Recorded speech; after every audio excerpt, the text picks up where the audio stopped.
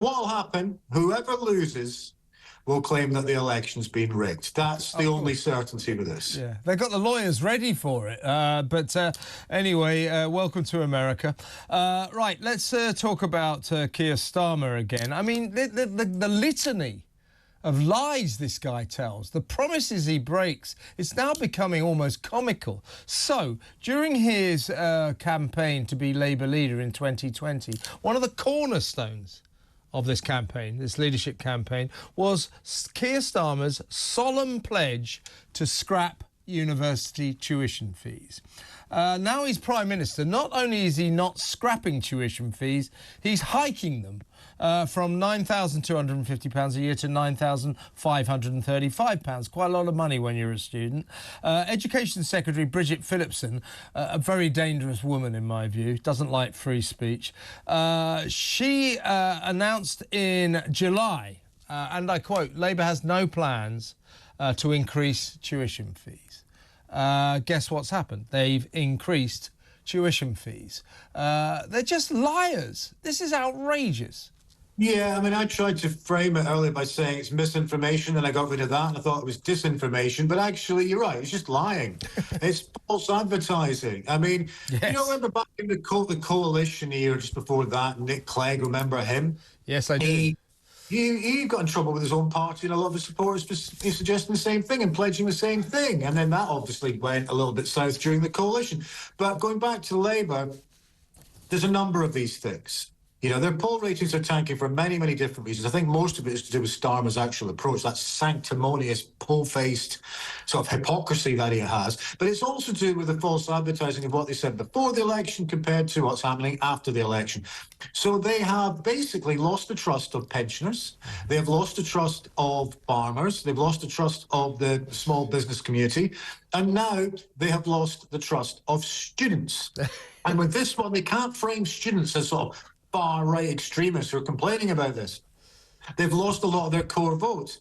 And people are looking at Labour thinking, well, actually, we don't believe anything that you say anymore. We don't trust you. Many people voted for Labour because of certain pledges, including the tuition fees, which actually even Angela Rayner was saying a few years ago, they turned tuition fees into the grant system again. But they've broken those pledges, some really key fundamental pledges. Yeah. And so people cannot trust them. And we're only a few months into this Labour government, but I cannot see how Labour get this trust back again. It's got to be the most unpopular and horrendous start, just north of 100 days start of any new government, certainly in my lifetime, and on some major issues that they're flip-flopping around.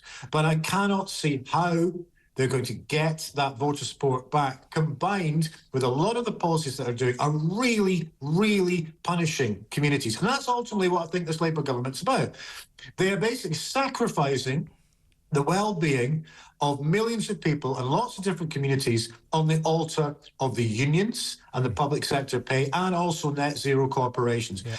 And I think people can see right through it. And we're only going to have, I think, effectively 4 years of a downward spiral of approval ratings for Labour. Yeah, I mean, what this government is doing, we must get back to tuition fees in a minute, but that budget proved what we kind of already knew, but this is ideological. So their view, their worldview, the worldview of Rachel Reeves, Keir Starmer and all that bunch of Marxist cabinet members is this, that the function of the private sector, the function of private industry, of businesses and private individuals who earn good money, is to pay lots and lots of tax so the government can convert or divert that money into the public sector. So as far as Keir Starmer and Rachel Reeves is concerned, the only point of the private sector is to provide billions of tax pounds for them to chuck pointlessly at the NHS and the public sector. It's as simple as that. It's all about statist government power. We'll take all the money, you lot toil, and we'll take it off you.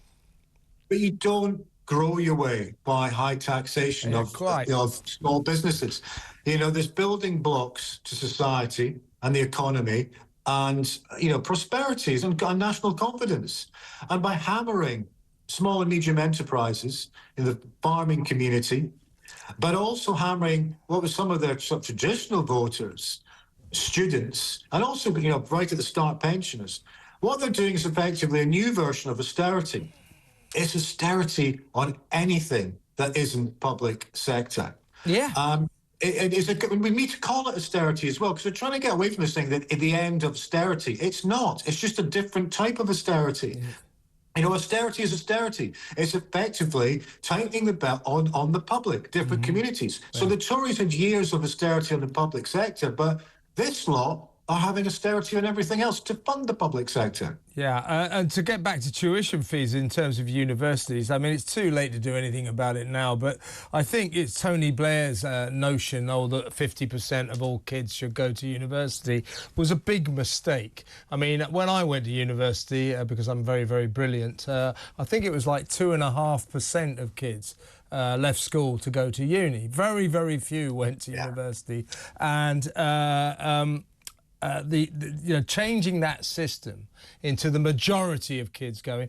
I remember those days. Society had a kind of equilibrium to it. I think people were happier.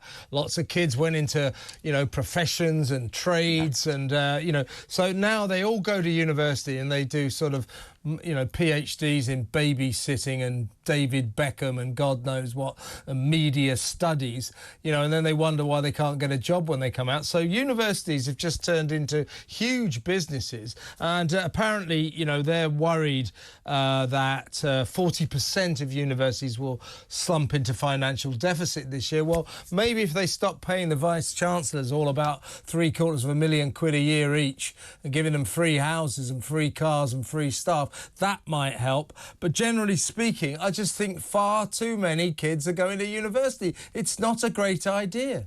But this is the problem of where we are with the public sector. I'm a big supporter of the public sector because they serve the public. But at the moment, are they serving the public in the right ways? Because the money should be spent effectively so we get good public services. At the moment, there's too much wastage. With universities, what they should be doing is a restructuring, and we don't have governments that are willing to actually go root and branch on the problem. All they're doing is throwing some money at it and saying, look, we're solving the problem in X sector in the public sector. Well, actually solving the problems by making difficult choices to make the public sector better. And that includes universities, whereby wouldn't it be great if we had a system whereby, the academic, vocational students are going to universities, but then individuals who want specific trades and fulfill their ambitions in other ways, in different types of universities that are specific to certain trades, that might be better as well. So you've got a clear funneling of individual talents in education.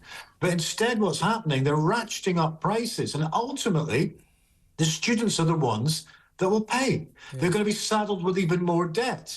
And it's the same way that, governments, not just this government, previous government, they're not actually solving the problems. You pick an issue. It could be education, it could be health, it could be immigration.